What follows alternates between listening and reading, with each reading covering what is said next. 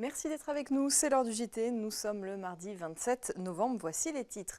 En 2005, on comptait 14 000 bureaux de poste en France. Aujourd'hui, il en reste moins de 9 000. Des guichets remplacés par des points relais ou des bureaux municipaux. Certaines mairies n'hésitent pas en effet à mettre la main à la poche pour maintenir un service postal de proximité. Exemple à Chevry, dans le pays de Gex.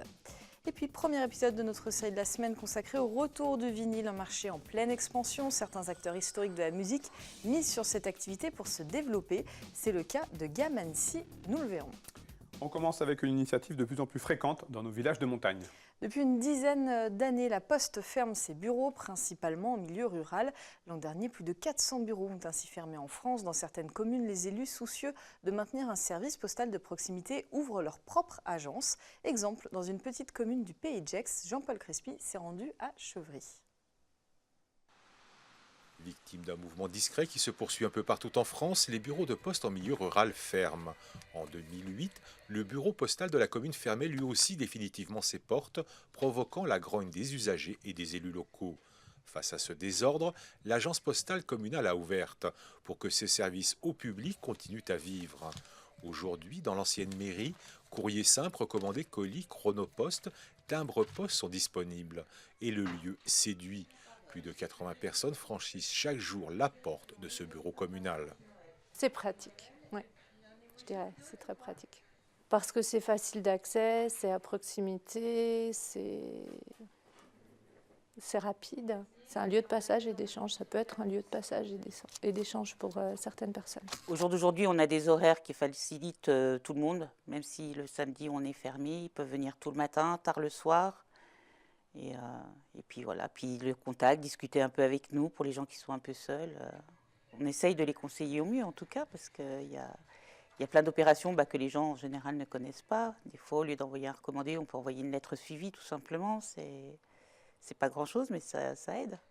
Pour la commune, le coût financier est loin d'être négligeable.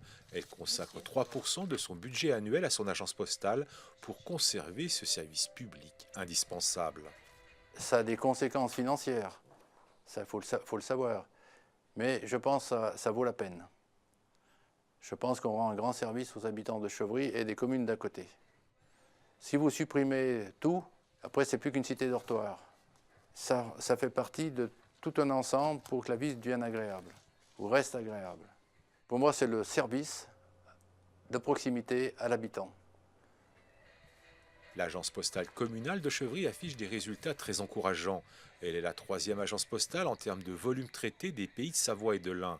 Un classement qui donne raison aux élus qui ont su, avec sagesse et perspicacité, choisir entre rentabilité et souci d'aménagement du territoire.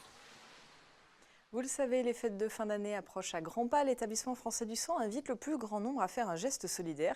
Un beau cadeau pour Noël, un don du sang. Les stocks sont en effet au plus bas lors de cette période de congé. En Auvergne-Rhône-Alpes, les donneurs des groupes O et B sont particulièrement recherchés. Chaque jour, 10 000 dons de sang sont nécessaires pour répondre aux besoins des malades. Le marché du vinyle est en plein retour, c'est notre série de la semaine. 3 millions de vinyles ont été vendus l'année dernière en France, soit 20% de la musique enregistrée, un chiffre en constante augmentation depuis près de 10 ans. Certains acteurs du marché de la musique se tournent donc vers le vinyle, objet du passé devenu promesse d'avenir. C'est le cas de Gamansi, leader français de la vente de disques aux médiathèques. Il vient de lancer un site internet de vente 100% vinyle. C'est le premier épisode de notre série de la semaine reportage. En 30 ans, à l'abri des regards, Gamansi est devenu le leader français de la vente de disques aux médiathèques. Chaque année, 400 000 disques sont envoyés un peu partout en France. Au fil des années, un revenant s'est fait une place à côté des CD, le vinyle. L'entreprise vient de se lancer dans une nouvelle activité en créant Vinyl Corner, un site internet dédié au grand public et 100% vinyle. Il faut dire que le marché est en pleine expansion, plus 50% chaque année depuis 7 ans. La production a énormément augmenté ces dernières années et même beaucoup de choses, de disques d'artistes qui ne sortaient pas forcément en vinyle il y a 4-5 ans vont maintenant sortir en vinyle. La question ne se posait pas et maintenant elle ne se pose pas mais dans l'autre sens. C'est-à-dire que même des gros artistes de variété française par exemple sortent un vinyle quand ils font un nouvel album. Pour aider nos clients à faire leur choix et à naviguer dans cette production assez importante, on a mis en place des sous-catégories par style par exemple, des tri par par date, ou ce genre de choses pour pouvoir s'y retrouver. Le site internet propose ainsi près de 15 000 références depuis son ouverture il y a 3 mois. Les commandes sont quotidiennes. La société annécienne a aussi racheté Rock'n'Wall, spécialisée dans la fabrication de cadres pour vinyle cet été. Il faut être capable d'établir des liens avec tous ceux qui vendent du vinyle, qui sont au nombre de 4 000 en France. Pour nous, cette partie-là était plutôt facile, puisque par l'intermédiaire de l'entreprise de départ, nous sommes en lien, en confiance, donc on a des informations assez en amont sur ce qui va sortir. Par contre, effectivement, on était jusqu'à présent vers une population de médiathèques, donc là, c'était découvrir une population de clients final. Dans le développement de gamme vers le vinyle, Vinyl Corner est un élément, ce n'est pas l'élément unique, mais pour ce qui concerne Vinyl Corner, quand on va atteindre 10 000 vinyles neufs à l'année, ce sera déjà un premier niveau où je serai satisfait, mais ce n'est pas nécessairement là où on va s'arrêter. On est en marche vers cet objectif. Depuis le lancement du site, chaque mois, une centaine de 33 tours est vendue, un chiffre en hausse. Un bon début donc pour ce pari sur l'avenir. 2 acheteurs de vinyle sur 3, au moins de 50 ans. Et demain, dans le 2e épisode de la série, nous irons faire un tour du côté de la manufacture des vinyles spécialisée dans le pressage des 33 tours. Une mauvaise nouvelle pour les amateurs du Sud. Plusieurs associations d'usagers des trains à l'annonce dans un communiqué. Ça en est fini de la desserte TGV directe entre Annecy et Marseille. Cette liaison de 3h32 avait été lancée en février 2014 par la SNCF. Elle était assurée uniquement lors des périodes de fort trafic comme les vacances scolaires et les ponts.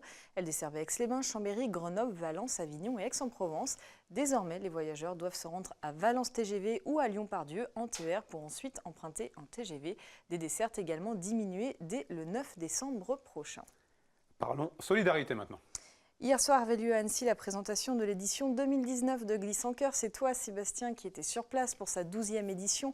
L'événement caritatif met à l'honneur 2 associations qui luttent contre la mucoviscidose, l'association Grégory Le Marchal et l'association Étoile des Neiges. Maladie génétique mortelle, la mucoviscidose touche 7000 personnes en France. Après le record de 2018 avec 410 000 € récoltés, la somme symbolique des 450 000 € est espérée. L'édition 2019 se tiendra les 22, 23 et 24 mars prochains au Grand Bornand. On écoute quelques réactions recueillies par Sébastien Germain. Voilà, 10 ans après. Ça représente beaucoup de choses parce qu'on a toujours besoin de récolter de l'argent. Encore une fois, c'est le nerf de la guerre tout simplement. Avec de l'argent, on fait beaucoup de choses. On aide la recherche et puis ensuite on peut aider les familles dans leur quotidien. On fait aussi plein de choses puisqu'on est en train de créer la maison de Grégory Le Marchal où on va accueillir des jeunes qui souffrent de la mucoviscidose, leur apporter un certain confort et puis surtout encore et toujours pour pouvoir combattre la maladie, il nous faut de l'argent. Donc plus on fait de choses, plus on parle de nous et plus les gens se mobilisent et plus nous, ça nous permet d'avancer et peut-être un jour, je l'espère, nous l'espérons en tout cas, battre la mucoviscidose. Pour Étoile des Neiges, en 2019, ce sera extrêmement symbolique parce qu'on va fêter nos 20 ans.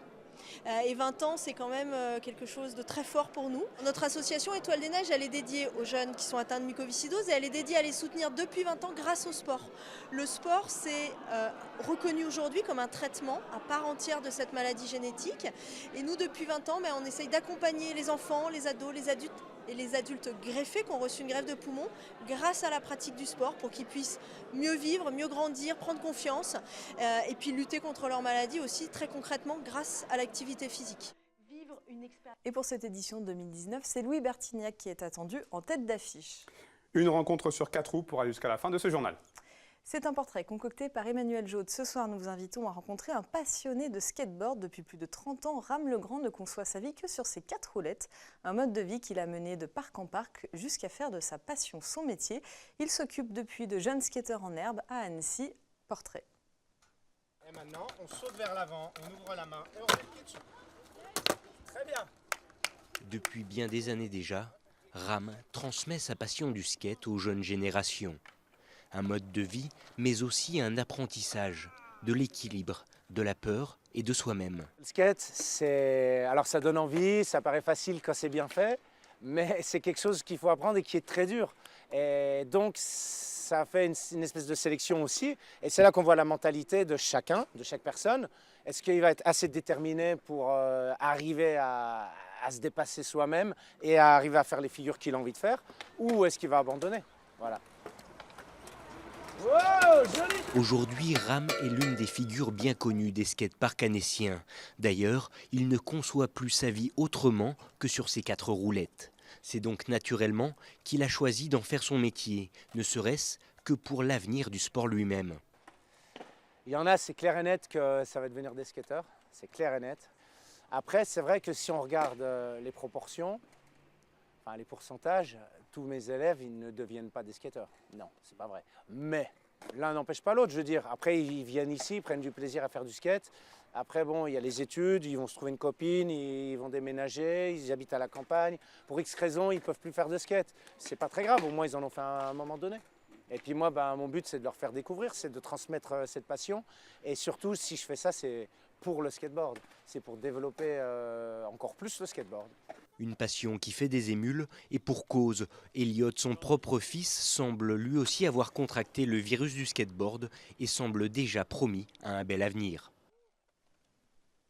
C'est la fin de ce journal. Merci à toute l'équipe pour sa préparation. Merci à vous de votre fidélité à l'info sur 8 Mont Blanc.